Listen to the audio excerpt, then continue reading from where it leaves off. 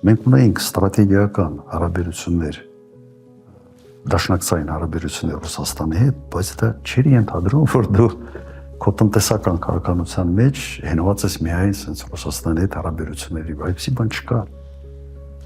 Ես զարմանում եմ, որ հիմա փորձում են sense ամեն ինչը փաթեթավորել մի կենտրոնի հետ։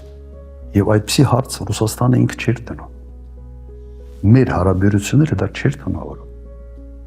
Մոտեցումը հետևյալն էր։ Մենք մեր արտաքին քաղաքականության մեջ երբեք քայլեր չէինք անում, որոնք կարող են մեր դաշնակիցները դիտեն որպես իրենց անվտանգության սպառնալիք։ Երբեք քայլեր չէինք անում, որ օրինակ Իրանը կարող է մեր քայլը դիտի որպես իրենց անվտանգության սպառնալիք։ Իսկ անվտանգությունը յուրաքանչյուր երկրի համար մեկ խնդիրն է։ Հիմա դու եթե այդ հարցերը չես անում, վստահություն ունես եւ դու լավ տնտեսական ծրագիր ես իրականացնում մեկ այլ ընկերության հետ, ամերիկյան կամ եվրոպական ընկերության հետ, ինչի՞ քեզ պետք է խանգարել, եթե այդ վստահության մթնոլորտը կա։